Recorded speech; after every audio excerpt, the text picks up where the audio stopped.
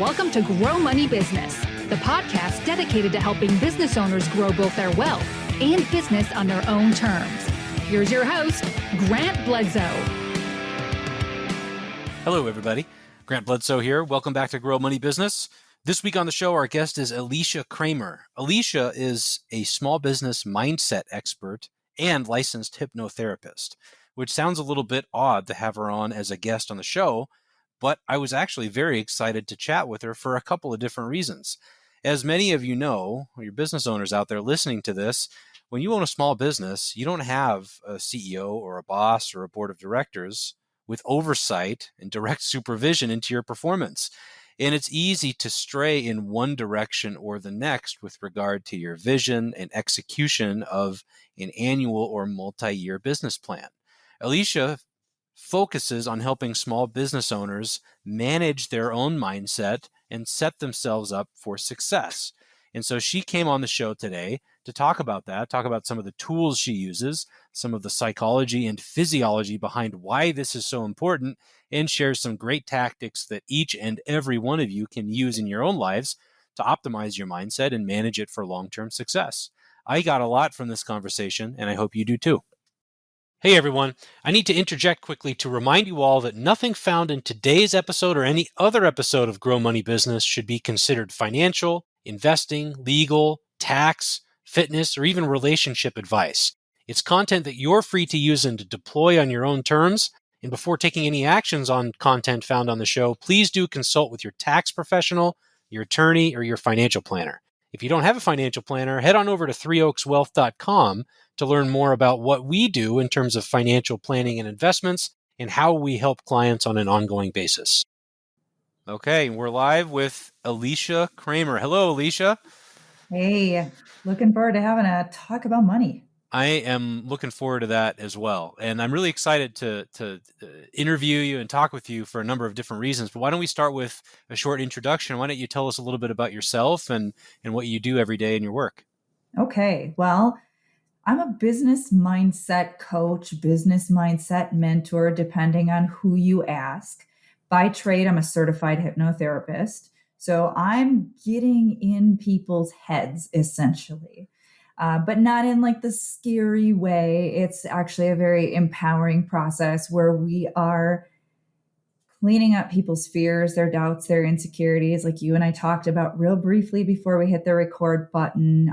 A lot of people have financial trauma from childhood, from past failures, from financial struggles. Obviously, me specializing in working predominantly with small business owners, small to medium-sized business owners. That's a big piece of the success formula, is being able to overcome your fears, because if you are tripping over that stuff constantly, it is adversely affecting every decision that you're making that involves money going in or going out, money coming in, all of those types of things. And my job is to help my clients shift those things, improve the inner game so that they can improve the outer game and the results that they're getting in their life and in their business. That's very well put. And I did, in my own journey, I used to work at a big firm, and then I resigned from a really, really good job to start this firm. And I didn't realize how big of a deal this was. And the best way to put it that I've come across is if you're someone that's working as a W-2 employee, you're working for someone else, maybe it's a big company, maybe it's a small company, you have a direct supervisor who's there to monitor your performance and give you feedback on that and make sure that you're performing adequately. And even if you're the CEO of a big corporation, there's a board of directors who's responsible for oversight and for your performance, right? If you're a small business owner, there's no one supervising you. There's no checks and balances to make sure that you're doing the right things at the right time. It basically comes down to your friends and family, and maybe you're getting feedback from customers or employees. And that just offers a whole lot of latitude for people to sway in one direction or another and let their own head trash impact their performance and decision-making. So I'm delighted to have you on to dive into this a little bit, because I think some of us, if you'd have asked me this like 15 years ago, I'd say, oh, that mindset stuff is nonsense. It's not a really a big driver of success in the entrepreneurial field. And now I think it's a massive, massive driver. So I'm curious how you got into this originally. How did you come to find the focus on small businesses? I was an aspiring entrepreneur since the age of 18. I say aspiring because my heart was in it, but my mind was not. I had grown up in a less than ideal environment where there was a lot of negative conditioning, a lot of fear, anger, scarcity, alcoholism. So when I started my first business when I was 18, I was pretty much just a mess. And so was that whole first business attempt.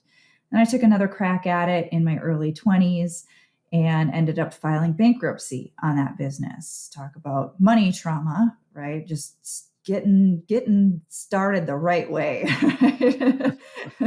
um, the dream didn't die, nor did any of the crappy mindset stuff. So we fast forward, I'm in my mid 20s. I'm out with some girlfriends. I was given a date rape drug when I came to. I had been physically and sexually assaulted. Thought my life sucked before. Well, that kind of put it into a whole new perspective for me. But it ended up being a blessing in disguise because it was the catalyst that I needed to really do a lot of that deep inner healing work and get really honest with myself about how I was thinking, all the mindset stuff, all that head trash that you had referenced. There was no shortage of it. And that led to, honestly, I booked a session with every different type of alternative health practitioner I could find online at the time within a 300-mile radius of my house. It was an incredibly eye-opening, transformational experience for me. And those tools that I was using the most that had the biggest impact on me, I wanted to share them with others. And it was like, if these things can fix me, then there is no hopeless case out there. And so I started an EFT practice in 2006, helping people overcome their fears and all their mindset stuff using EFT, which is short for emotional freedom techniques. It's actually got really popular since then. And then in 2010, I got my certification as a hypnotherapist. And I opened a brick and mortar conventional hypnotherapy practice. I was living in central Wisconsin at the time. People would come in and they would either choose the chair or choose the couch, and we'd work on all of your typical stuff, losing weight, quitting smoking, confidence. Well, here's the interesting thing. The clients that would come in that were business owners were the people I would get most passionate about working with. It didn't even matter if we were talking about their next presentation at the local chamber and they were overcoming their fear, or if we were working on weight or whatever. There was something about that made me feel like I was in my zone. And so when I decided to expand my business and go virtual, and then I sort of converted from being a conventional hypnotherapist to being a business mindset coach and hypnotherapist, I decided to focus more exclusively on working with business owners. And it's really just kind of taken off from there. Wow. That's quite a story.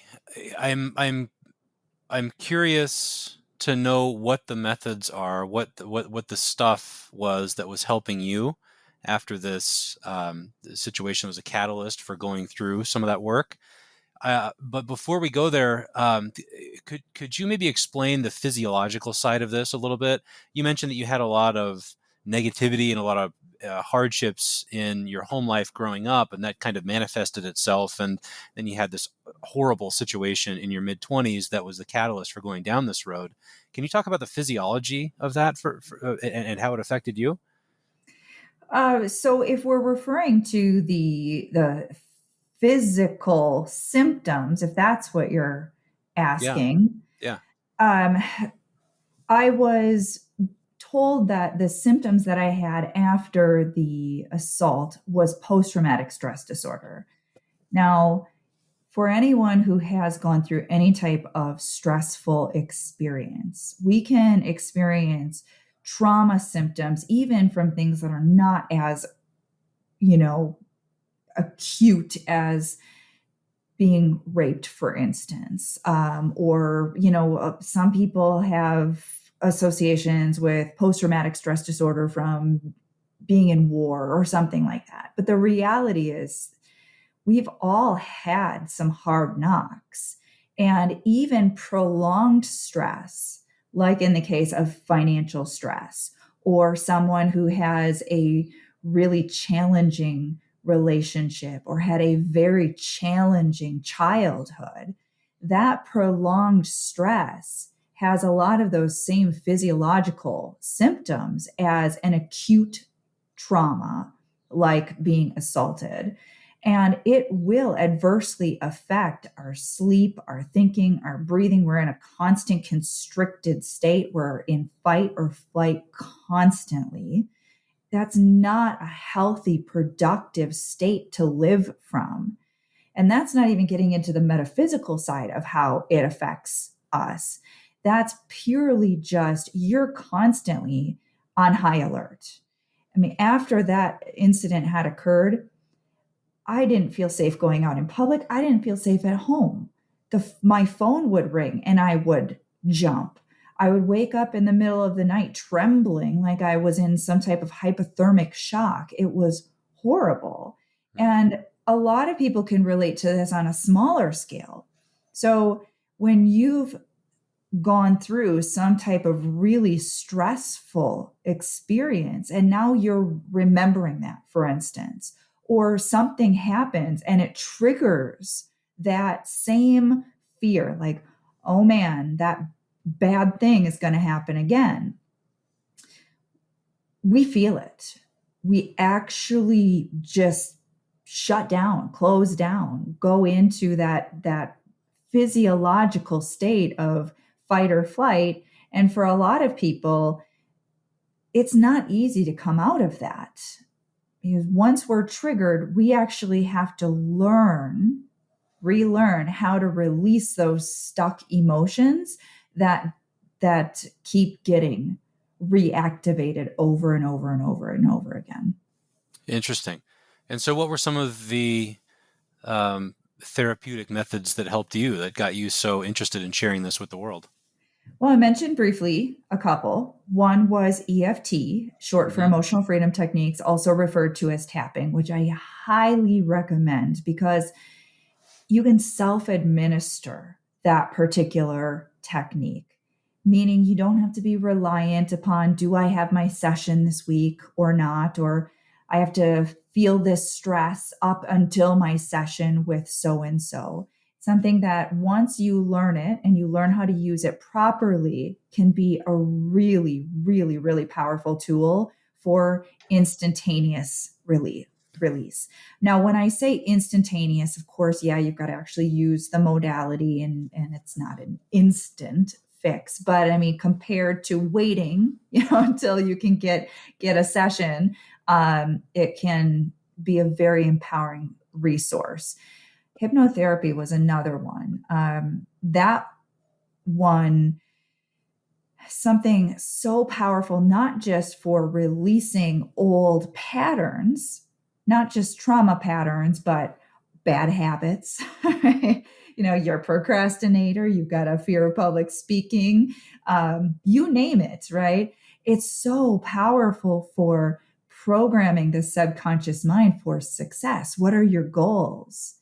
So many people talk about visualization, and hypnosis is kind of just a form of visualization that is also using some different techniques that impress upon the subconscious mind in slightly different ways.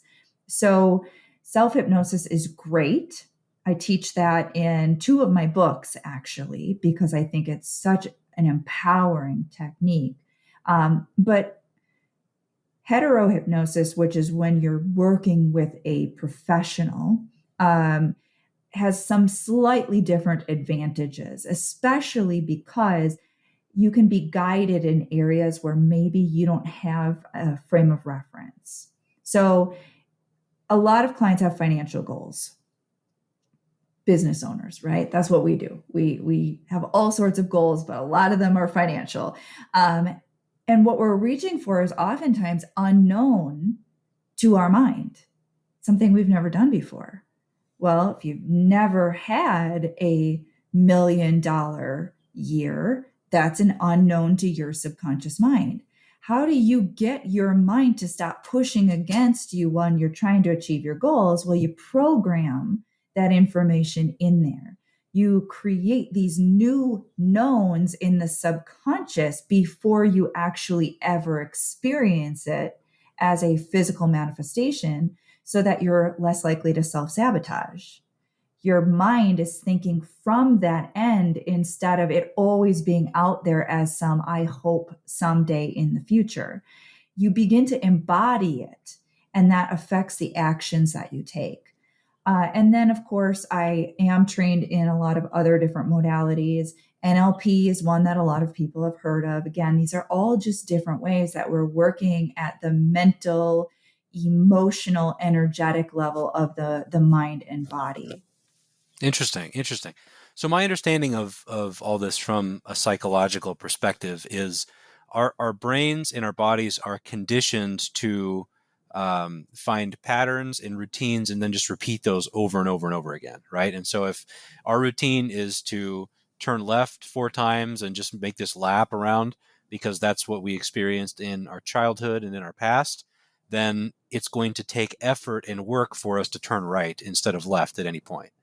And in the business world, when you're running a business, you have a lot of responsibility. You have to make a lot of different decisions. Some at during stressful periods, some during not so stressful periods. But you have to make a lot of right turns pursuant to your business plan and your vision in order to be successful. And that is a real challenge because our natural tendency is to make a left turn and just keep on the same oval that we've been going around for years. Is that halfway accurate? That's been my understanding for a long time, but I'd like you to poke holes in it.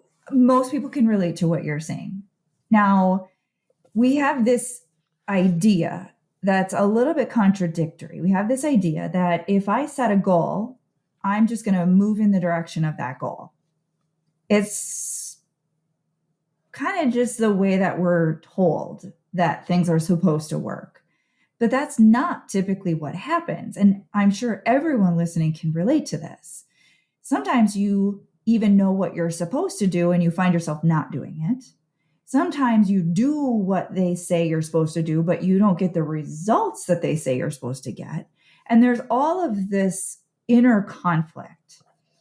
Now, I don't want to go too far down the rabbit hole here, but what I do want to shed a little bit of light on is when you have beliefs, let's say you have a subconscious belief that making 6 figures that's just what we do. That's what my parents did. That's what's natural. That's what feels normal. Okay. And you set a goal for 7 figures. Well, you can be doing all the things that you think you're supposed to do to earn 7 figures and still be stuck hitting that glass ceiling at 6 figures. Why is that? Well, the subconscious mind, this is what you're talking about, right? A lot of people will use an analogy of a thermostat.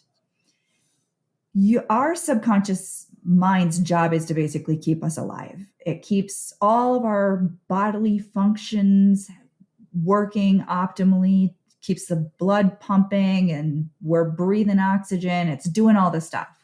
But it's also these behavioral things, these sort of things that the subconscious mind determines this is safe.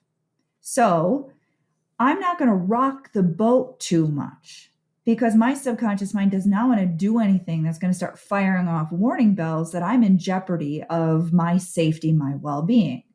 And so even though many of our goals are logically a really good thing for us, we're bumping up against this subconscious wall because that's what I was talking about the knowns. What is known, the subconscious mind in its own language says, well, I know you don't like to be here, but we know that this is safe.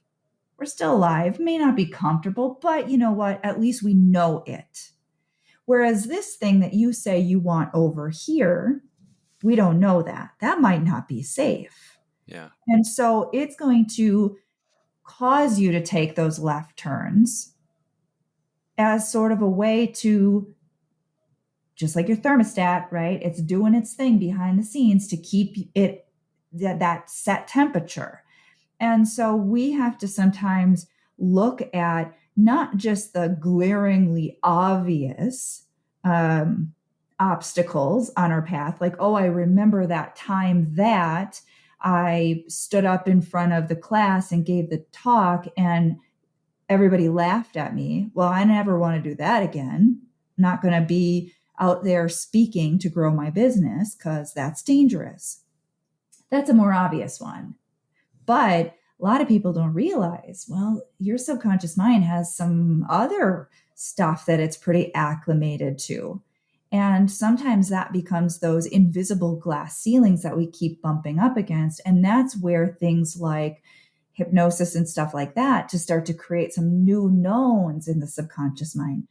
We take the mind there, we show the mind, look, no, imagine yourself as that multi-million-dollar earning business owner and notice how good it feels. And we're actually starting to create a new pattern in the subconscious mind so that it's not firing off those warning bells, trying to keep us nice and safe in our little cage. We've created a much bigger cage now for the subconscious mind to feel comfortable playing in. I see. That's interesting. Can you go into a little bit more detail about EFT and tapping? And you mentioned that you can self-administer this.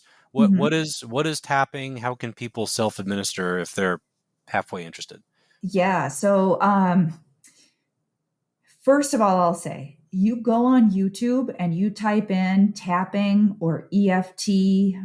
EFT, you might get a little bit of other stuff too, but emotional think of electronic funds yes, I transfer know. when I hear EFT. That's more Google. YouTube might be more generous with you. You're going to get a whole bunch of people with free content. You can learn how to do it literally for free. Now, not every practitioner is created equal. So, poke around a little bit, find someone who's credible and who explains it really well and, try it out and see whose methodology resonates most with you and feels most effective. That being said, really, if I had to summarize it, it is this hybrid between psychology.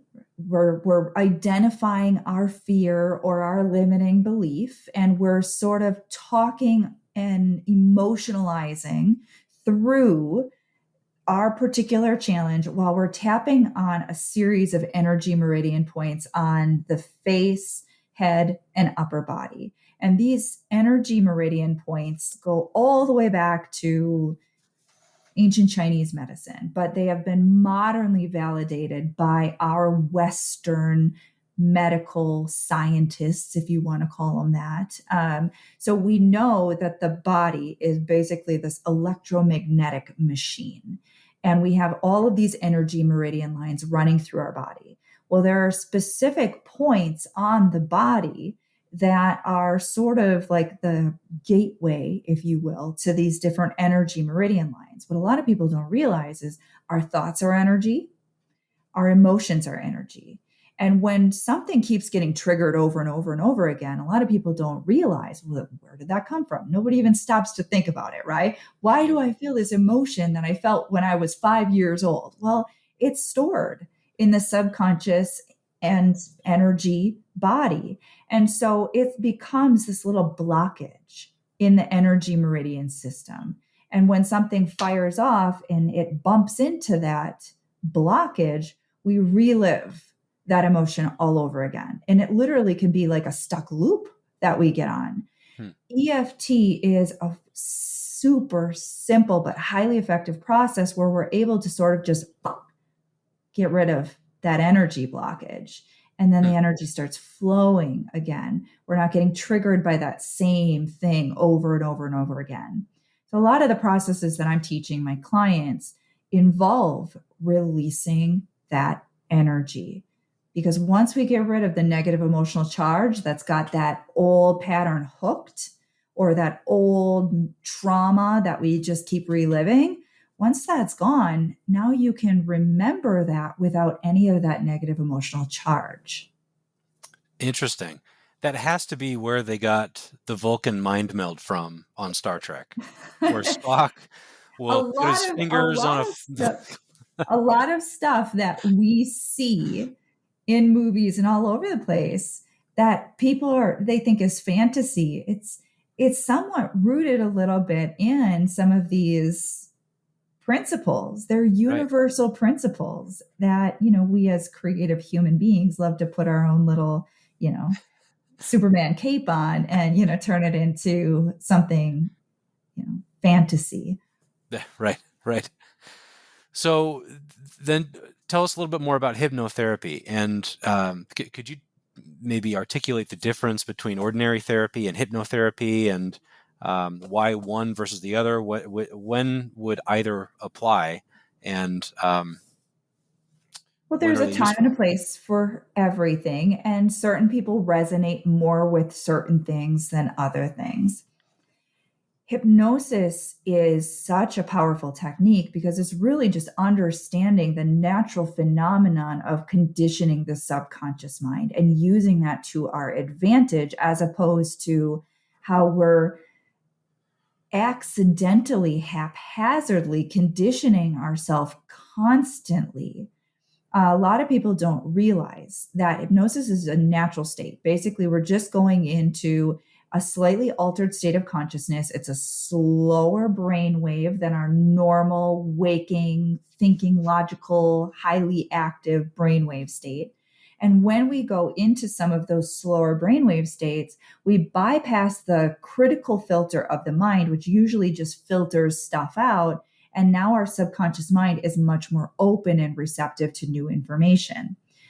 So, hypnosis, or the process of hypnotherapy, which is just utilizing the state of hypnosis for the purpose of transformation, therapeutic, empowering, positive transformation. Mm. And hypnosis really is the act of getting yourself into that heightened state of suggestibility, that more receptive state. But the therapy part of it is saying, okay, let's take some of these concepts we know are proven to influence and impress upon the subconscious mind, and let's use that strategically to a specific end.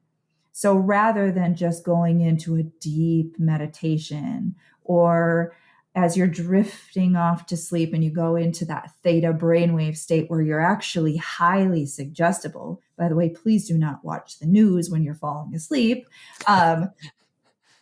We are essentially wanting to be much more intentional. What do you want to create for yourself? What do we need to let go of? And what do we want to replace that with? And using different processes, different language patterns, metaphors, analogies, visualization exercises, different techniques that can allow the subconscious mind to be imprinted with this positive new conditioning, these positive, empowering new suggestions that overwrite the old stuff that was not serving you. Gotcha. Okay. So back to your analogy of we're adjusting the thermostat a little bit and using these tools to make an imprint on our subconscious so that we can lay the track for future use. It seems like if you're starting this for the first time, you probably have a lot of work to do, particularly if you've been through a really traumatic experience in the past. Everybody has been through their own trauma, but there are varying degrees of that. So it seems like if you've never done anything like this before, you never paid attention to your mindset, you probably have to dig pretty deep, and you have a lot of stuff to suss through at the beginning. But as you also put it, we're always being conditioned by our environment and our surroundings. So it seems like there's two phases here. You might have a lot of heavy lifting at the very beginning, but then there's probably some level of maintenance unless there's some deep trauma that you go through in the future, right? So are these tactics, the tapping or the hypnotherapy or any of the others that you commonly help people with, are they better in one phase or another, or am I just off base here in general? No, you're pretty spot on with everything that you said. And I will just add to it that not everybody necessarily wants to go on a deep healing journey and have a radical transformation and massive up leveling and empowerment. They might just want to get rid of a bad habit Yeah. or feel a little bit more confident leading their team, right? And that's perfectly okay. You can use either or both of those tools for any specific goal. Now, a lot of people who get on this type of empowerment journey, when you have a massive shift, something that has been so painful, such a struggle for you in the past, and you're finally able to break free, it is the most empowering, liberating feeling in the world. And now it opens up your mind to the realization that all of that other shit you're dealing with are just limitations too. And so now there's a tendency to say, all right, this area over here is the next thing I want to look at because I want this better relationship with my spouse. And then over here, I want to take better care of my body. I do want to love and respect myself more and give myself empowerment in this area of my life too. And so it becomes an empowering journey. Now, some people who've had a lot of trauma and a lot of struggles, there's a tendency to look at it from the lens of, I need to fix myself. This is effed up. This is effed up. I'm wrong over here. I'm bad over here. And then it's the wrong mindset because we never run out of stuff to find to fix about ourselves. And it is just digging yourself into a trench of, I got to fix this. This is wrong with me. Look at this over here. Wrong mindset. So what I like to tell people is look at it from the perspective of when you set a goal, you have an objective or you have a very, very acute challenge. This is my issue and I need to fix it right now. Fine. Use the tools. That's all these things are. They're tools. They're not magic wands. They're not the holy grail, right? They're tools. Just like a contractor has a whole bunch of tools and they use different tools to help with different challenges. Sometimes it would seem you should be able to get the nail out with the hammer, and yet that doesn't work. So I need to go find a flathead screwdriver and I really need to wedge it in there, right? That's the value of the tools. If one isn't helping you as effectively as you want it to, there are other tools that sometimes help you get in there Yeah. a little bit more effectively. And look at it as I'm cleaning up this particular challenge so that I can have a clearer path to the achievement of my goal. And then as you're on your goal, you're going to bump up against some of those other little things. That's what the tools are for. They're to help you clean up along your path, not as a solution for how broken, damaged, and defective you are.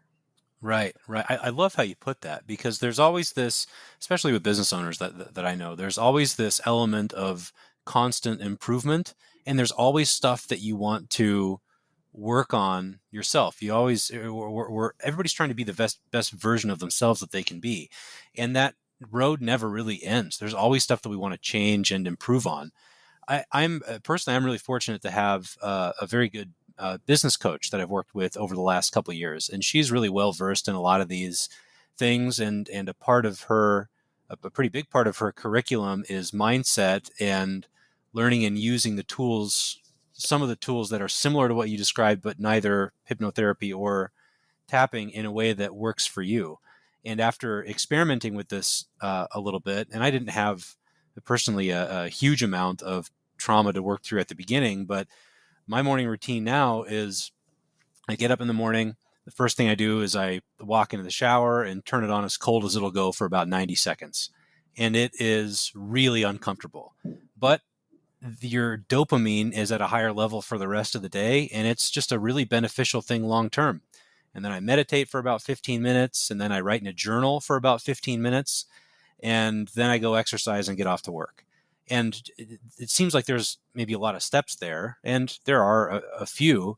But just setting aside some time every single day to work through the stuff that is conditioning us in our everyday environment has been hugely helpful, because it lets me focus on, all right, what am I going to focus on this day at work? What does the schedule look like? What do I need to do? When and how and where does my energy need to be? You're laying the tracks that you just follow later in the day and later in the week and later in the month. And it's been a big driver of success over the last couple of years.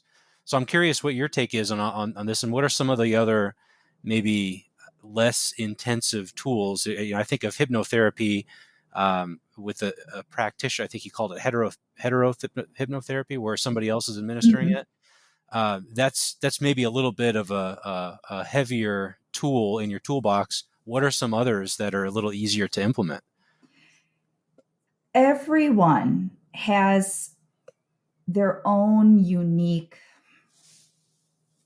arsenal, if you will, of empowering, supportive activities and practices that they can incorporate into their life.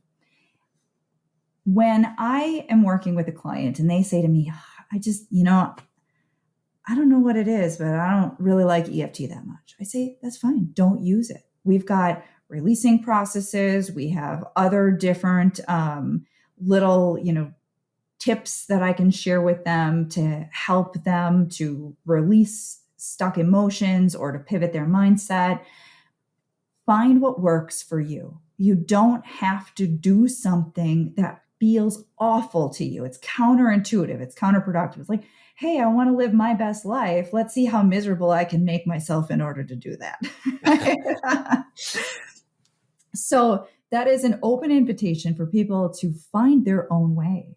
Yes, sometimes the cold shower can be uncomfortable, but still you love it. It's a weird thing, right? It's like, it's not sometimes, it's every single time you do it. It sucks. It's love going pretty to the glorious gym. when you turn the water off. Yeah, I love going to the gym. I know some people don't like that, right? Some people love to run. Other people hate it. They would, but a long walk, a 5-mile walk will make them feel alive. Find what works for you. When it comes to the tools, and that's why I created my Inner Game Academy, it basically is just a huge vault of mindset reconditioning audios and videos. People go in there and they say, I want to listen to a guided meditation, or I want to listen to hypnosis audio, or I want to do some EFT on this particular challenge that I'm experiencing, or I want to just do this mindset training to shift my energy on this old bad habit. It's giving people options. It's kind of like you're doing a research paper. Most people are really, this is the example that you're going to use, right? Because who likes writing research papers? But if you're writing a research paper, what do you want? You want access to a lot of different resources that you can use for references and citations and gaining information. You want that whole library, or in this day and age, the internet, right? You want lots of choices that's going to give you a better opportunity to find what you need, but not to be overwhelming. You don't look at the 397 1,521 different things that come up on your Google search, right? You find 5. Or in the case of working on your mindset stuff, sometimes it's 1 or 2. There are so many different modalities. There's no shortage of modalities. I've tried so many. looking for the magic bullet, the one that's going to completely transform my life. And it was through that process of sifting and sorting that I found that at the heart of any effective modality, there's always some commonalities. One is learning the process that works best for you to release negative emotion. What is going to help you get unstuck? Whether it's EFT or some process from NLP, or it is something like the release technique or the Sedona method, or I teach a very, very simplified process of it. And then there's some, different layers and depths that people can go through. Learn how to begin to manage your emotional state. Because if you can master your mental and emotional state, you win the game for real. It is one of our biggest challenges as human beings. It is both our blessing and our curse, our emotions. And our emotions really just are our indicator of what are you focusing on. Because if you don't feel good, that is basically telling you whatever you're thinking, whatever you're focused on is something you don't want, you don't like. If you can use that awareness to help pull you out of whatever that old habit of thought is, defaulting to the fear of, oh, am I going to be able to make, do payroll this month or whatever, right? You got to pattern interrupt that. You got to learn how to release that fear so that you can pivot your thoughts and your focus over to a more empowering thought that gets you focused on the solution instead of the problem. That right there is what I recommend everybody do. Find some type of process that you love or at least like, EFT, release technique, something to learn how to actually process out stuck energy, stuck emotions. For some people, they like breath work. That's another one that can be really good. Then the next piece is find someone who does guided meditations or guided hypnosis, or learn how to do some very effective visualization exercises to start priming your brain, prime your subconscious mind to be the version of you need to be in order to have what you want. So you see the goal, you feel it, it becomes real, it becomes a visceral, real experience at the subconscious level of the mind. That's how we program. We get programmed two ways. One is through repetition, over and over and over and over and over and over again. The other is through strong emotion. Doesn't matter if it's positive or negative. That's why when something bad happens, that is a really, really hard one to shake, because the stronger the emotion, the deeper it seems like it gets anchored into the subconscious mind. Same with positive. You remember the smell of Christmas or the cookies baking in the oven, right? Doesn't take much to be off your diet as soon as you smell those cookies, because there's such a strong positive emotional association with just, gobbling them down after they came out of the oven. So use that to your advantage.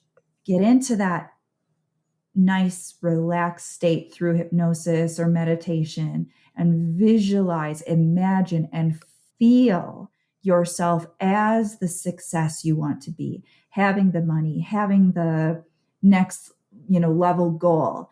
See it and feel it as though you are living it. It impresses upon the subconscious mind so powerfully. The more you can put that positive emotion into the equation, the deeper the conditioning is. Right. So of all the modalities you have come across, what is the most wildest off the wall tactic that you've experienced? Well, I actually, even though my line of work is by many people's standards completely weird, woo-woo out there, like I make some people uncomfortable. Hypnosis, isn't that the devil's work? No, I'm actually an incredibly spiritual, open-hearted, but very pragmatic, down-to-earth individual, always looking at the science behind everything, always looking for the parallels between spiritual and religious principles and what our understanding of physics is and how it all correlates and corresponds. So even with that said, there's been plenty of weird things that I've explored. And I'll say that for the most part, most things that I gravitate towards have some scientific backing, even if they seem a little bit weird. A bit weird, right? I'm willing to go there as long as, but um, I'll also say that probably some of the things that are the weirdest that I've done are incredibly effective. So, for instance, I'm trained in a modality called quantum touch. And that essentially is, it's kind of like the concept of hands-on healing, but you're not actually laying your hands on a person. It can be done at a distance as well, meaning I don't even have to be physically next to you in order to help facilitate physical healing in your body. Now, that's pretty out there and weird for some people, but I promise you, it works. It is all scientifically backed as well if you're willing to go down into that deep quantum rabbit hole. It's the law of resonance and entrainment. We live in a vibrational universe. I'm able to create an incredibly high frequency, and I hold that energy for another individual. And time and space is not how we perceive it to be, which we understand now from quantum physics. And somehow magic seems to happen. Weird. Yes, very weird from most of, our perception of reality, the way that we are raised and taught. And we're told, especially business people, we're supposed to be so pragmatic, so serious, it's all about, nope, the action gets the results. But really, there is a balance between all of it. And there's so much more than just manipulating our reality with our hands. It's all energetic. Yeah. Huh. So before we adjourn, I wanted to ask you about imposter syndrome, because this is something that is so common and almost ubiquitous with business owners. And you laid a really good framework for getting into a relaxed state and then doing some kind of visualization exercise to start to lay the groundwork for where you want to be. I would think that people struggling with imposter syndrome, and maybe you could describe what that is, and I know you can articulate it better than I can. Somebody struggling with that issue might feel uncomfortable visualizing the level of success that, or maybe have reluctance around that if they're getting in their own way on a day-to-day basis. Can you talk about how this manifests itself? Maybe describe better than I can what imposter syndrome is in the first place and how we might deal with it? Imposter syndrome has become kind of a buzz term. In fact, it's so common that most people know what it is. And still, occasionally you'll encounter somebody. I interviewed a PR guy several months back, and he had no idea what imposter syndrome was. How can you not know what imposter syndrome is? Don't you work with business owners? I like to explain imposter syndrome as sort of an umbrella term. Really, it is. It's not people want to diagnose everything. We like to have a label for our problem. So what list of symptoms, right? Do I have a few of those? I'll pick that label. Mm-hmm. But really, what is imposter syndrome? It is a feeling of inadequacy. It's insecurity. It's feeling unworthy or less than. So there are all of these tie-ins, right? All of these different insecurities that can sort of fall under that umbrella term of imposter syndrome. So if you have beliefs, and usually it's more than one specific belief, you have beliefs that success is a certain dollar amount, for instance. Well, then you could accomplish something that is really incredible by other people's standards. But if you don't have that dollar amount, then according to your own mind, you're not really truly successful.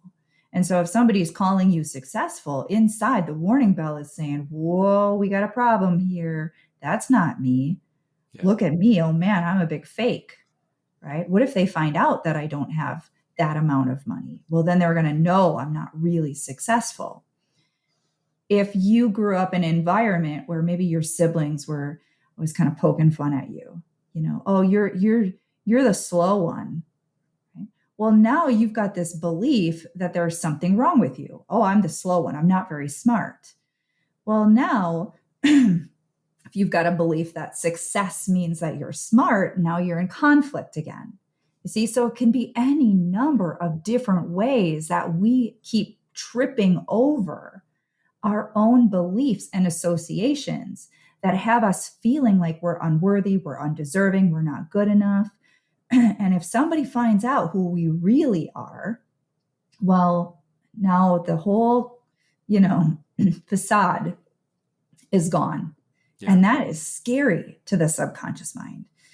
So there are people who will not put themselves out there. They won't be visible on social media, or they won't, speak at that conference, or they won't do that thing because they have these conflicting beliefs. I'm not good enough. I'm not worthy enough. I'm not successful enough. I don't have enough money. I don't have enough this. I don't have enough that. I don't have enough years of experience. I'm too young. I'm too old, right? There are all of these different ways that we are trying to convince ourselves. This is a subconscious trying, of course. We're trying to convince ourselves, stay in your safe little box, because that out there is not you. And that is why it's so important. That goes back to this sort of fundamental that I'm always preaching on, is learn the techniques to release the negative emotional charge associated with those beliefs. Because once you liberate yourself from that negative emotion, it's neutralized. Now you can actually more effectively program. So you're not directly contradicting yourself when you visualize yourself, given the TEDx talk, right? If you don't clean that stuff up, then there's always going to be that subconscious resistance. There's always going to be some type of self-sabotaging tendency or behavior, some way that you're holding yourself back, some way that you're sabotaging the success that you do create for yourself. We see it all the time. We see it in business. You see it with people who win the lottery. I don't remember what it was. Recently was scrolling through my feed. Somebody won like $57 million or some crazy amount of money like that, right? Mm-hmm. Like within far less than 10 years. Not only lost all the money, but was in debt. How does that happen? It's all of that stuff that we've got to clean up within our own head. Right. Yeah, that's well put. And that might be a good item to end on, as a matter of fact. I want to be respectful of your time. You've been very generous with it today. I know you have a busy schedule, and this has really been awesome, Alicia. So for people who want to learn more about what you do and follow you, you have a podcast as well, right? Where can people find you? Best way is go to the website, aliciacramer.com. You're going to find links to the podcast. You'll find links to my books. You'll find links to all of my social media stuff. I've got some free hypnosis on there if you want to dabble a little bit and let me get in your head. Promise it's safe. That is the central location for all of it, aliciacramer.com. Very cool. Well, thank you very much for spending a little time with us, Alicia. This is you've clarified my understanding and really sharpened it in a lot of these areas. And I think our listeners are going to get a lot from it. So thank you for sharing. Thank you for having me on, Grant. Thanks for tuning in to Grow Money Business, the podcast dedicated to helping business owners grow both their wealth and business on their own terms. Be sure to subscribe to the podcast on iTunes, Google Play, or wherever you digest podcasts to ensure you don't miss out on future episodes and announcements. And feel free to submit questions to growmoneybusiness.com.